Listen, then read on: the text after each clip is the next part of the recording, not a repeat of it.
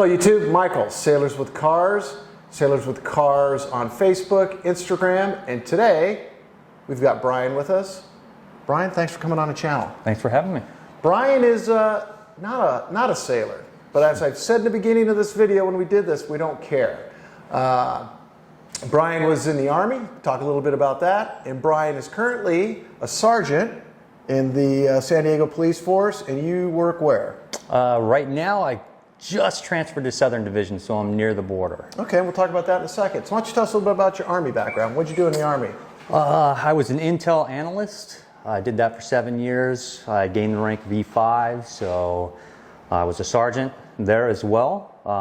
Went on 2 deployments. Luckily for me, I didn't go to the sandbox. Wow. Spent my deployments in the Balkans, so I went to Kosovo and Bosnia. Oh, that's rough. And so I was an intel analyst. I had a great time. You know, when I came back, joined the reserves, and then ended out my time there, and then joined the police department. Wow, and you've been with the police force how long? 14 years with the police department now. 14 years. And where'd you start off at? Started in Southern Division. So I basically went home.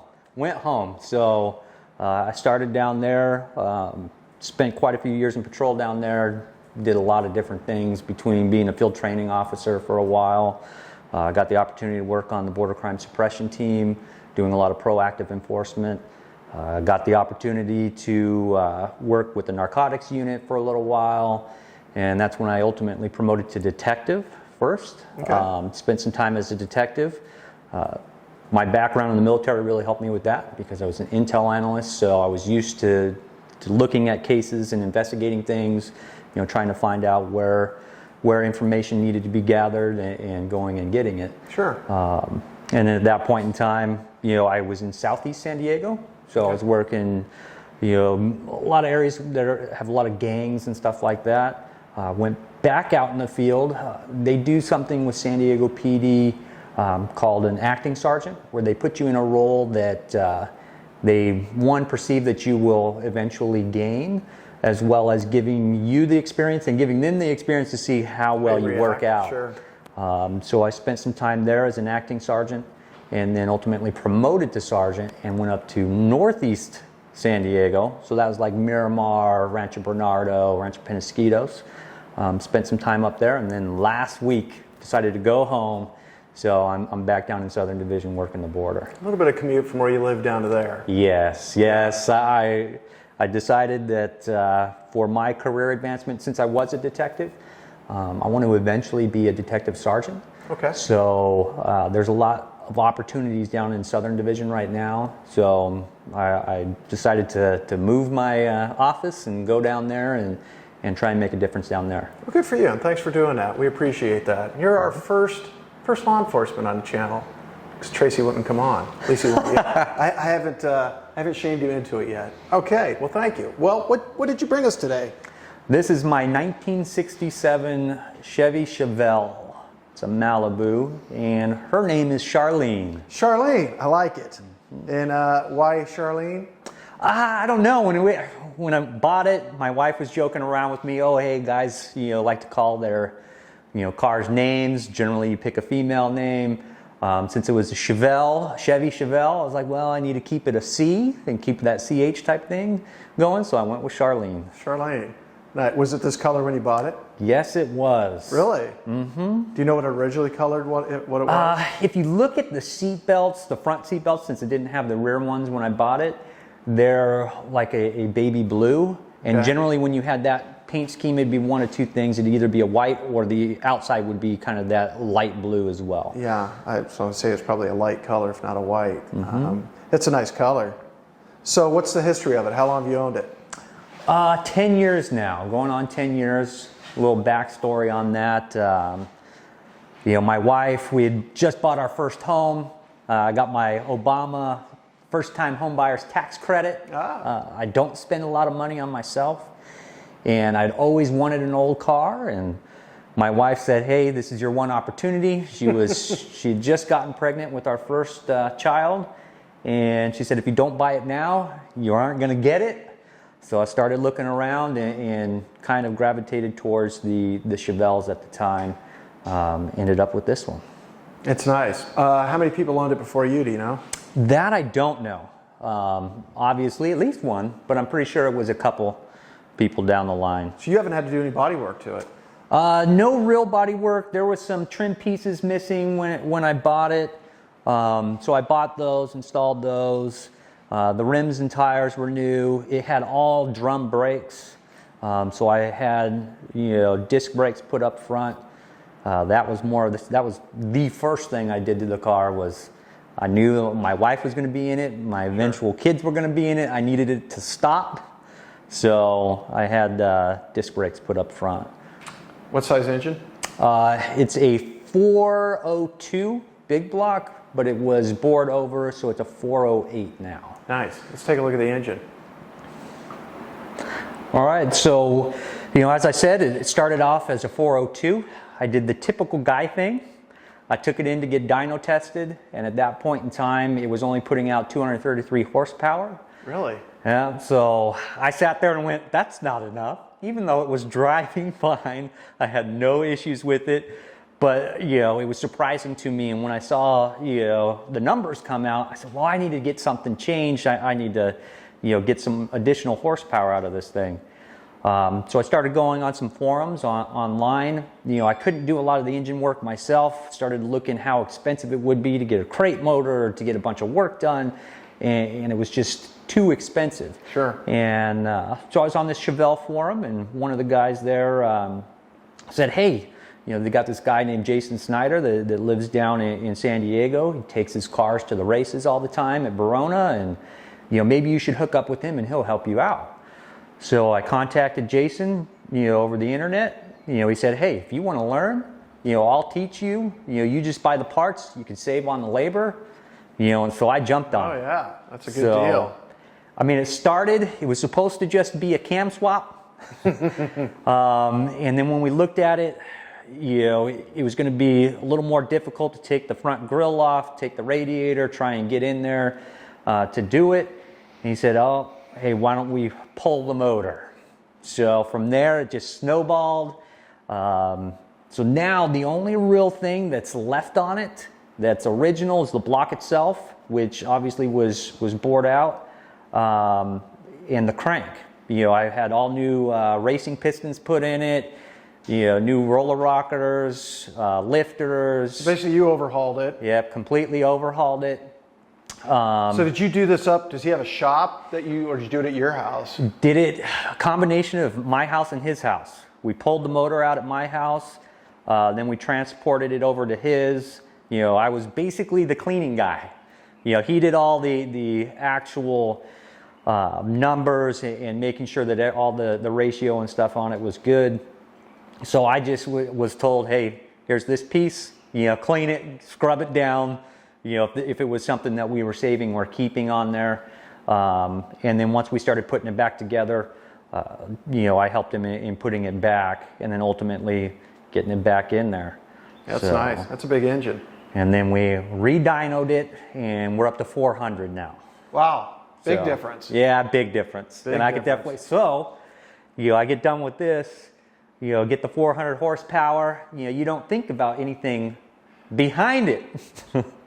So first time taking it out, I punch it, hear something snap in the rear end. I hadn't beefed up the rear end at that point in time, but it worked out in my favor because it didn't have PosiTrack before. It does now. And now it does, because when I went to go rebuild the rear end, said, well, if I'm already taking it apart, might as well get PosiTrack put in there. So I got PosiTrack put in. And it has electronic ignition? Mm-hmm. You shifted that over, or was that there when you bought it? Nope, shifted that over as well. Yeah. Yeah, no problems overheating? It seems to get hot. That's one thing I want to look at. I put a new radiator in, try and alleviate some of those problems. I'm always watching the temperature in there as well. But it seems to do okay. I will tell you, when we had the El Camino out here, that radiator and that 900 horsepower engine, I don't know where Sean got it, but maybe I should put you in contact with him, because that radiator that he's got is probably another half of what yours is, and I think I want to say it's a 4-pass. He explains it in the video, but it definitely has twin cooling fans on it. But it took him a while to dial in the heating issue that he had with it. But once he got that done, Maybe if you want, I'll put you in contact with Sure. him. You can talk with him and see if he's got any ideas. All right, well, let's take a look at the inside of the car. Okay, so of course Brian is inside the Chevelle. We were talking earlier about simplicity of gauges and instrumentation. Looks like you've done a little bit of modification. What have you added down there at the bottom? Were those there, or did you add those in? When I bought it, for the most part, they already had the temperature gauge and the oil. I did put a tack in it.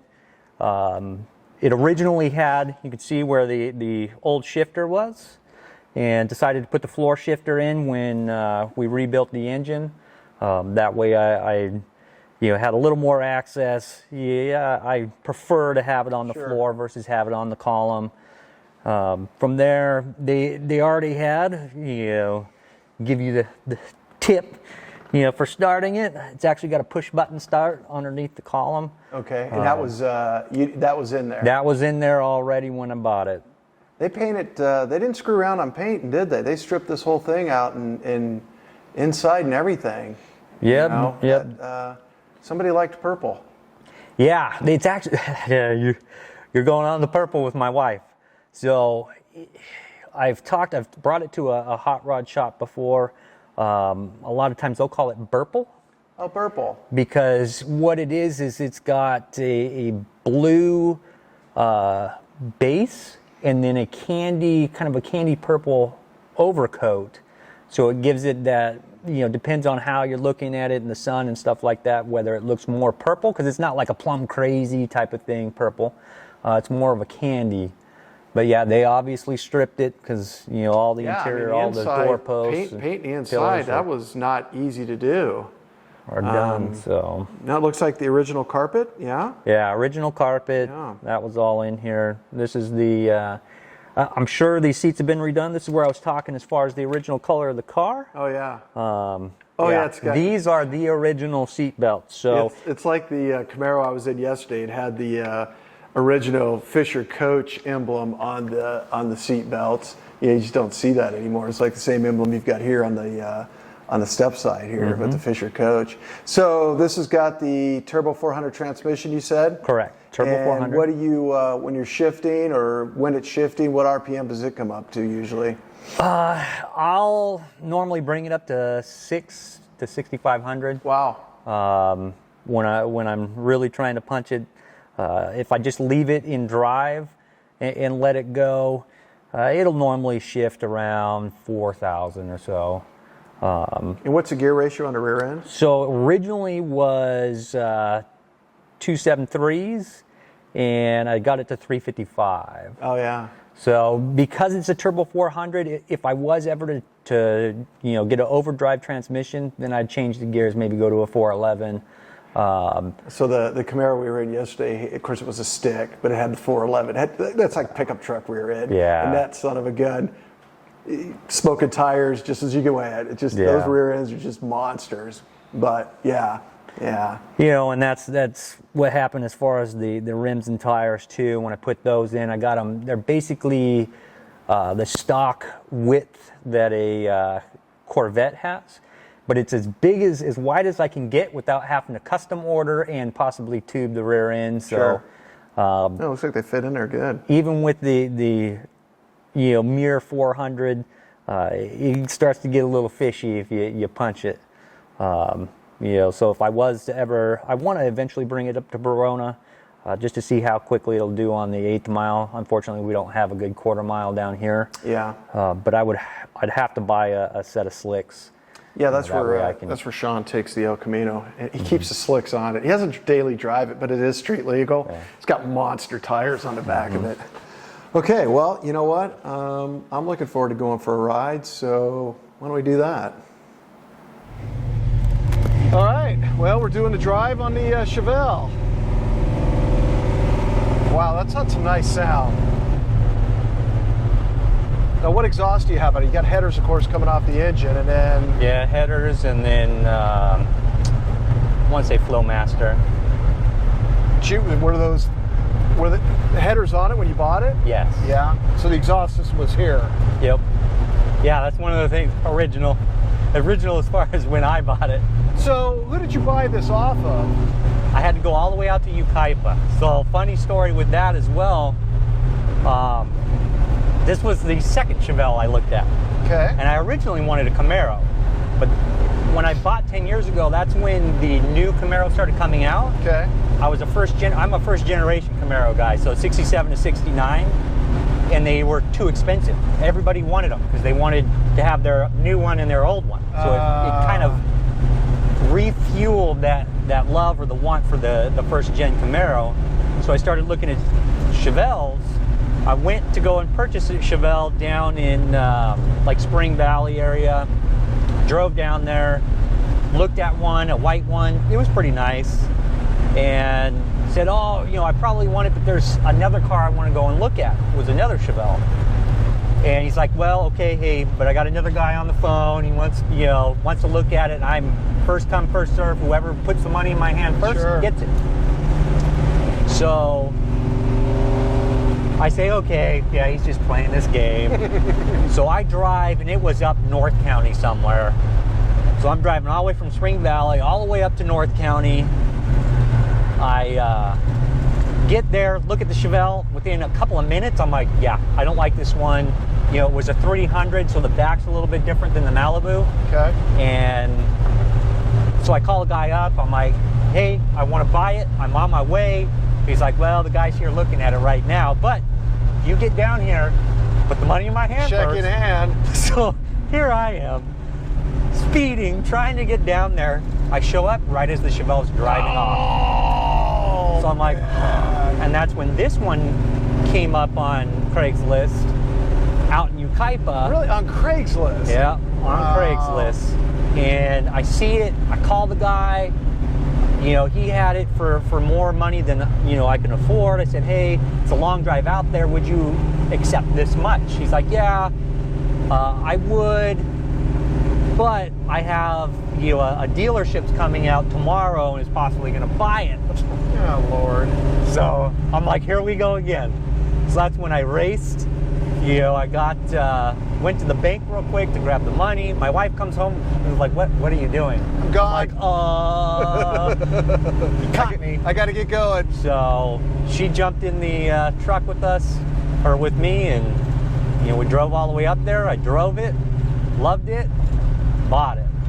Did you tow it home or did you drive it home? Drove it home. Wow, good on you. All the way from Yucaipa on an old car, not knowing anything about it. Oh yeah, I took a chance. Yeah, that's all right. How long did it take you to get back? Probably an hour and a half, 2 hours, I think. And no issues when you got home? Nope, no issues. You know, I just followed my wife.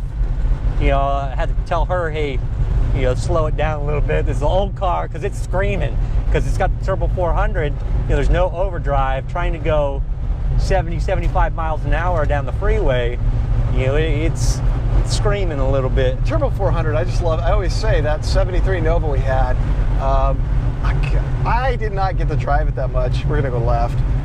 My brother's 3 years older than I am, so he got that car. I had a 70 Volkswagen, and I always had a little bit of a lead foot, and maybe my old man realized that, so I never got to drive it that much. Oh yeah, that's nice. It ain't gonna be like the El Camino. No, and I'll tell you what, and I'll be honest with you, I was crapping myself in the El Camino. We got on it right there, and I was like, I'm good, Sean. I don't think we even got out of second gear, maybe third, I'm not sure, but I was pretty done.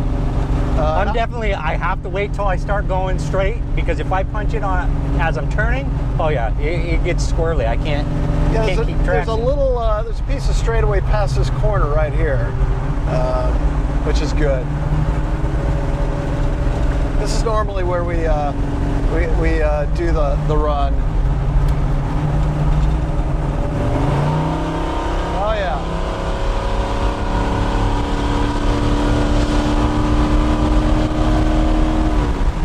Yeah, that's got some bit of, yeah, I like that.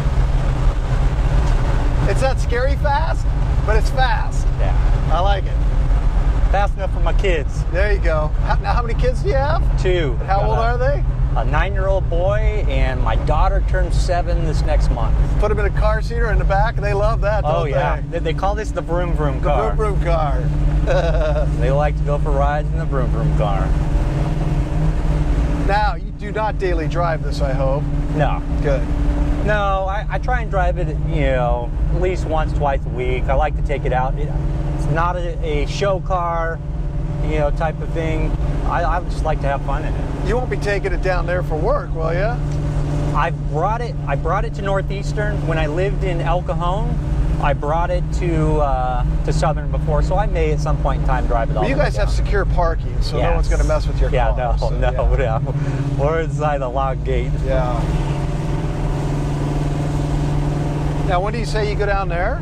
Or are you down there? I'm already down there. Already down there. What shift are you on? Day shift. Oh. I'm working days. Nice. And then you shift every four months? Yeah, every 4 months we rotate shifts. Around. So I'll go to graveyards after this. I got to bend that exhaust a little bit. That's the noise you're hearing there. It's hitting the body. Awesome. Well, it's a great ride around. Appreciate it. Thanks for letting us ride. No problem. All right, we're back in the garage with Brian and his, I'm sorry, what year? 1967. 67. God, so many 60s. I get this all screwed up, being this is our, 7th interview this weekend. So the 60s all roll together and I get it confused. So we took it out, 400 horsepower, had a great ride, great sound, great power. Car is great to ride in, really enjoyed it. Brian, thank you for coming up. Thank you for your service, and thank you for your service as a San Diego police officer. We greatly appreciate that. Here is the Sailors with Cars cover. That's for you for coming up to the garage. Sweet. Oh, look at that. Oh, It looks so much better than what he had It's on. right there. All right. Another great interview. Michael at Sailors with Cars. The YouTube site is Sailors with Cars. Instagram, Facebook. Hit us up. Let me know if you want an interview. Like I said, Army, Navy, Marines, Coast Guard, don't care. Fire Department, Police Department. You serve the country. You serve the community. We want to talk about you, and we want to talk about your vehicle. All right, YouTube. We'll see you next time.